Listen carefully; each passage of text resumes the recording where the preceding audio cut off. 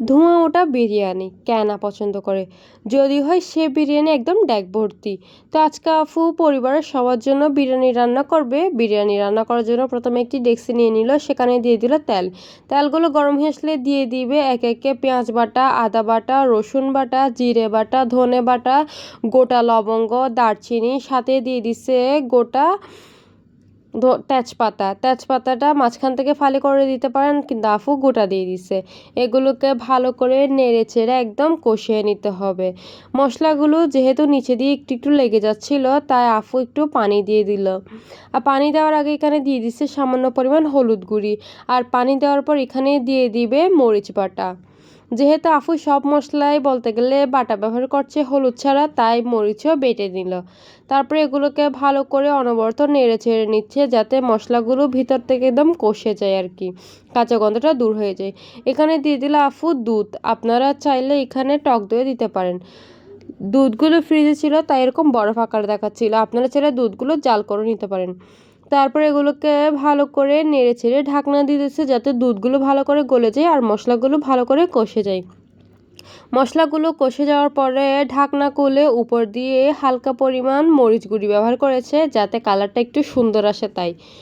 তারপর এখানে দিয়ে দিল গরুর মাংস। আফু গরুর মাংস দিয়ে রান্না করছে, আপনারা চাইলে সেম প্রসেসে চিকেন দিয়েও রান্না করতে পারেন। তারপর এগুলোকে ভালো করে নেড়ে চেড়ে নিচ্ছিল, যাতে প্রত্যেকটা মাংসের ভিতর মশলাগুলো ঢুকে যায়। তারপর এভাবে নেড়ে চেড়ে এখানের মধ্যে আরও কিছু পরিমাণ পানি দিয়ে দিল, কারণ আফু থেকে মনে হলো এই পানিগুলো যথেষ্ট না সিদ্ধ হওয়ার জন্য।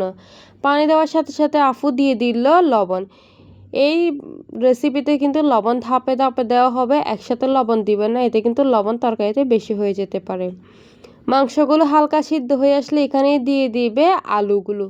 আপনারা চাইলে আলু এখানে গাজরও ব্যবহার করতে পারেন, তবে বাসায় গাজর ছিল না তাই আফু ব্যবহার করে নাই, যেহেতু শুধু আলু ছিল তাই আলুই দিয়ে দিল।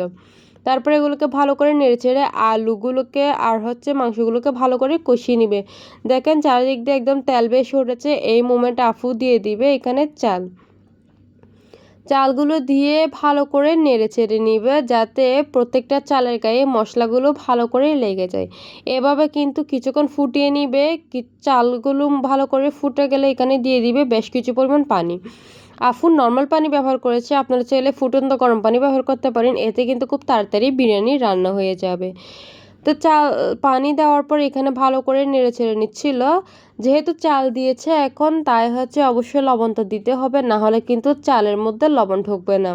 প্রথমে যে লবণগুলো দেওয়া হয়েছিল প্রথমগুলো মশলার জন্য, দ্বিতীয়গুলো দেওয়া হয়েছে আলু আর মাংসের জন্য। এখন যেগুলো দেওয়া হয়েছে ওগুলো দেওয়া হয়েছে চালের জন্য। এবার এগুলোকে অনবরত নেড়ে চেড়ে নিবে, যাতে নিচে দিয়ে লেগে না যায়। দেখেন চালগুলো প্রায় ফুটে গেছে, আর কিছুটা চাল চাল রয়েছে।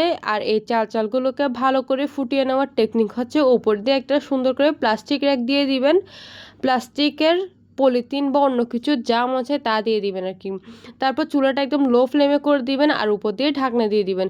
এভাবে দিলে কিন্তু প্রত্যেকটা চাল একদম ফুটে যাবে আর বিরিয়ানিটা কিন্তু একদম ঝরঝরে হবে। আমি আপনাদেরকে নেড়ে ছেড়ে দেখিয়ে দিচ্ছি, বিরিয়ানিটা কিন্তু একদম ঝরঝরে হয়েছে আর খেতেও কিন্তু অনেক বেশি মজা হয়েছে। এই বিরিয়ানিটা এমনি খেতে অনেক বেশি ভালো লাগছিল, আর সালাদ দিয়ে খেতেও কিন্তু অনেক বেশি ভালো লাগছিল। আমরা একটু পরে খাবো, তাই আবারও